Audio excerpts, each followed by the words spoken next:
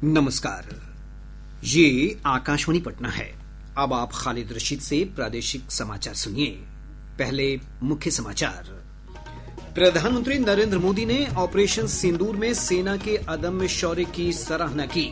कहा, दुश्मनों ने देखा सिंदूर जब बारूद बन जाता है तो नतीजा क्या होता है।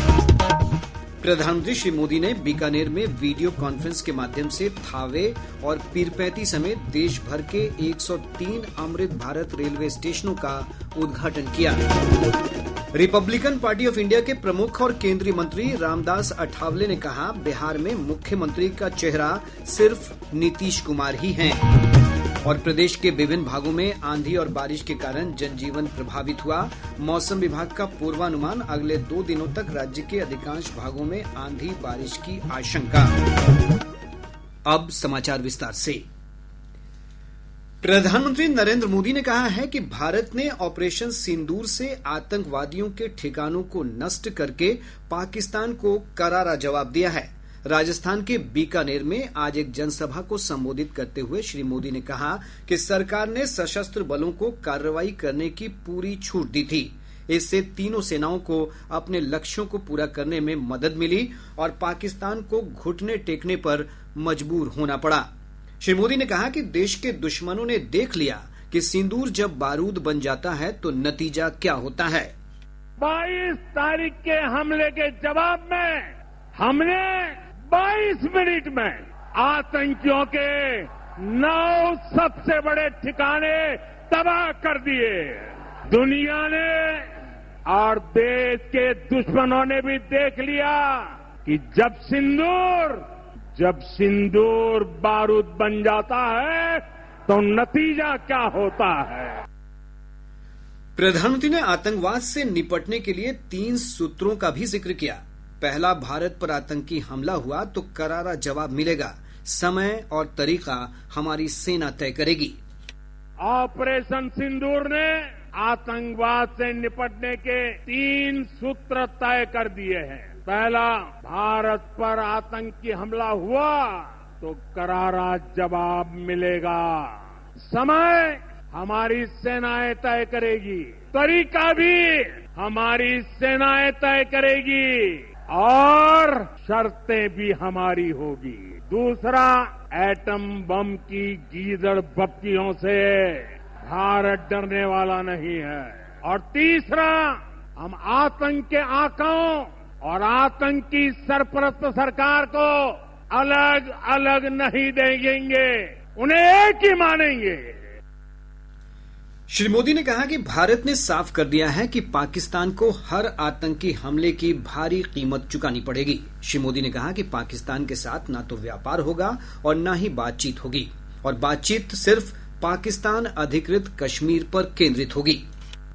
पाकिस्तान के साथ न ट्रेड होगा न टॉक। अगर बात होगी तो सिर्फ पाकिस्तान के कब्जे वाले कश्मीर की, और अगर पाकिस्तान ने आतंकियों को एक्सपोर्ट करना जारी रखा तो उसको पाई के लिए मोहताज होना होगा। और दुनिया की कोई ताकत हमें इस संकल्प से डिगा नहीं सकती है। प्रधानमंत्री श्री मोदी ने कार्यक्रम के दौरान वीडियो कॉन्फ्रेंस के माध्यम से बिहार समेत 18 राज्यों और केंद्र शासित प्रदेशों में अमृत भारत स्टेशन योजना के अंतर्गत पुनर्विकसित 103 रेलवे स्टेशनों का उद्घाटन किया। प्रधानमंत्री ने देश की बढ़ती आर्थिक शक्ति का उल्लेख करते हुए कहा कि विकसित भारत बनाने के लिए देश में आधुनिक इंफ्रास्ट्रक्चर बनाने का महायज्ञ चल रहा है। साथियों, विकसित भारत बनाने के लिए आज देश में आधुनिक इंफ्रास्ट्रक्चर बनाने का बहुत बड़ा महायज्ञ चल रहा है। हमारे देश की सड़कें आधुनिक हो, हमारे देश के एयरपोर्ट आधुनिक हो, हमारे यहाँ रेल और रेलवे स्टेशन आधुनिक हो, इसके लिए पिछले 11 साल में अभूतपूर्व गति से काम किया गया। इंफ्रास्ट्रक्चर के इन कामों पर देश पहले जितना पैसा खर्च करता था, आज उससे 6 गुना ज्यादा पैसा खर्च कर रहा है। प्रधानमंत्री ने कहा कि आधुनिक सड़क और रेल बुनियादी ढांचा बनाने के लिए कई बड़ी पहल की गई है। उन्होंने कहा कि बुनियादी ढांचे से व्यापार, पर्यटन और औद्योगिकीकरण को बढ़ावा मिलेगा तथा जीवन आसान होगा। प्रधानमंत्री श्री मोदी ने कहा कि भारत आज अपने रेल नेटवर्क को भी आधुनिक बना रहा है। उन्होंने कहा कि रेल की बढ़ती गति ने प्रगति का एक नया मार्ग खोल दिया है। आज भारत अपनी ट्रेनों के नेटवर्क को भी आधुनिक कर रहा है। ये वंदे भारत ट्रेनें, अमृत भारत ट्रेनें, नमो भारत ट्रेनें, ये देश की नई गति और नई प्रगति को दर्शाती है।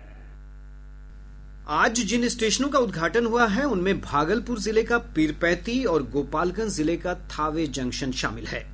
एक report. Amrit Bharat railway station के रूप में विकसित पीरपैंती पूर्व रेलवे का एक महत्वपूर्ण केंद्र है। इस स्टेशन का लगभग 19 करोड़ रुपए की लागत से विकास किया गया है। इस स्टेशन को NSG 5 श्रेणी में वर्गीकृत कर बनाया गया है। उद्घाटन के अवसर पर आज स्टेशन परिसर को भव्य रूप से सजाया गया। मुख्य अतिथि के रूप में पीरपैंती विधायक ललन पासवान, कहलगांव विधायक पवन यादव और रेलवे के DRM मौजूद रहे। गोपालगंज का थावे जंक्शन पूर्वोत्तर रेलवे क्षेत्र में आता है। प्राचीन शक्तिपीठ के लिए मशहूर थावे जंक्शन का विकास लगभग 12 करोड़ रुपए की लागत से किया गया है। स्टेशन के प्लेटफॉर्म नंबर 1, 2 और 3 का विस्तार किया गया है। साथ ही स्टेशन पर टिकट बुकिंग कार्यालय और प्रतीक्षालय का नवीनीकरण समेत अन्य यात्री सुविधाएं बेहतर की गई है। इस अवसर पर थावे जंक्शन पर आयोजित भव्य समारोह में केंद्रीय मंत्री नित्यानंद राय, सतीश चंद्र दुबे, भाजपा विधायक मिथिलेश तिवारी और रेलवे के वरिष्ठ अधिकारियों समेत अन्य गणमान्य लोग मौजूद रहे। आकाशवाणी समाचार के लिए पटना से बैजू कुमार झा। राज्यपाल आरिफ मोहम्मद खां, मुख्यमंत्री नीतीश कुमार समेत कई गणमान्य लोग भी वीडियो कॉन्फ्रेंस के माध्यम से इस ऐतिहासिक समारोह में शामिल हुए।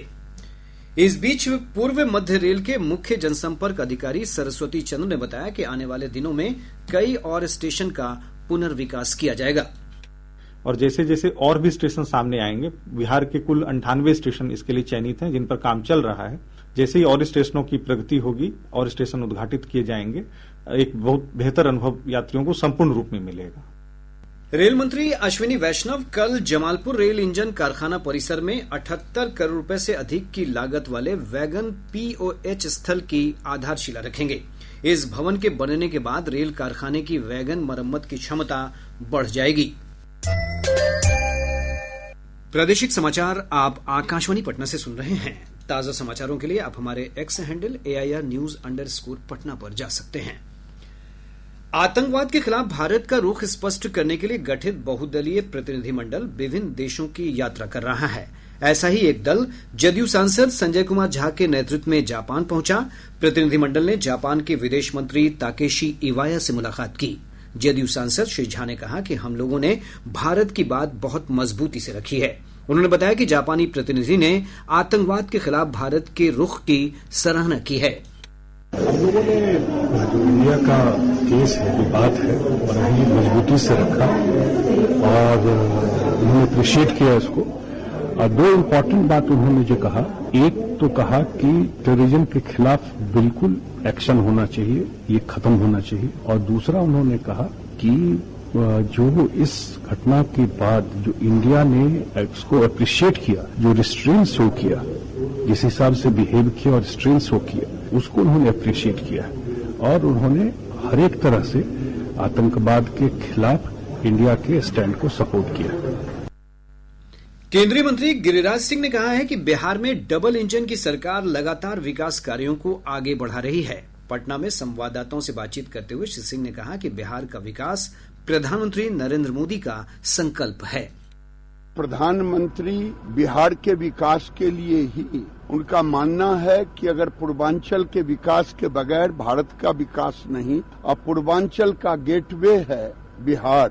इसीलिए आज जब से ये डबल इंजन की सरकार रही है, 17 गंगा पे पुल बने हैं, सड़कों की जाल बिछी है, कई बड़े बड़े प्रोजेक्ट लगे हैं। तो प्रधानमंत्री का संकल्प है बिहार का विकास, और आने वाले दिन में नीतीश कुमार और नरेंद्र मोदी की जोड़ी हम बिहार को उस ऊंचाई पर ले जाने। रिपब्लिकन पार्टी ऑफ इंडिया के प्रमुख और केंद्रीय मंत्री रामदास अठावले ने कहा है कि उनकी पार्टी बिहार विधानसभा चुनाव में एनडीए के समर्थन में प्रचार करेगी। पटना में संवाददाताओं से बातचीत करते हुए श्री अठावले ने कहा कि उनकी पार्टी किसी सीट की मांग नहीं करेगी। उन्होंने कहा कि बिहार में मुख्यमंत्री का चेहरा सिर्फ नीतीश कुमार ही हैं। मेरे पार्टी ने तय किया है कि भाई इस वक्त अपने को नीतीश कुमार जी के नेतृत्व में यहाँ चुनाव लड़ा जाएगा। इस चुनाव में मैंने निर्णय लिया है कि हम एक भी सीट नहीं लड़ेंगे और अलायंस में हमारी पार्टी को सीट मिलेगी नहीं, क्योंकि अभी तक हमारी पार्टी का जनाधार इतना स्ट्रांग नहीं है। मैं प्रचार के लिए आ जाऊंगा और यहाँ जरूर यहाँ जो सरकार है, सरकार यहाँ एनडीए की आएगी, ऐसा मुझे पूरा विश्वास है। प्रधानमंत्री नरेंद्र मोदी के 29 मई को होने वाले 2 दिवसीय बिहार दौरे को लेकर तैयारियां जोर शोर से की जा रही हैं।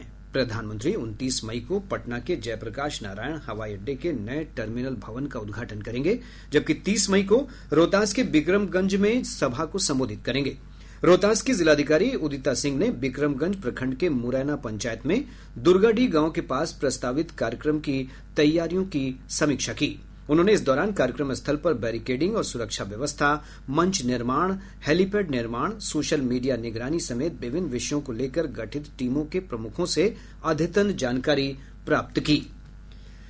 पश्चिम चंपारण जिले के वाल्मीकि टाइगर रिजर्व के हरनाटांड़ रेंज अंतर्गत गर्दी दोन क्षेत्र में एक बाघिन की मौत हो गई। टाइगर रिजर्व के क्षेत्रीय निदेशक डॉक्टर नेशामणि के ने 4 साल की एक बाघिन की मौत की पुष्टि की है।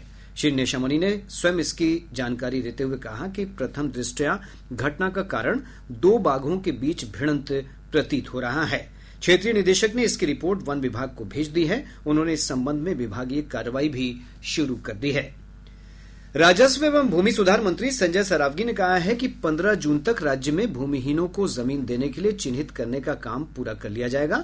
श्री सरावगी ने समस्तीपुर में विभागीय समीक्षा बैठक के बाद संवाददाताओं से बातचीत करते हुए कहा कि इसके लिए प्रदेश के सभी दलित और महादलित टोलों में विशेष शिविर लगाया जाएगा।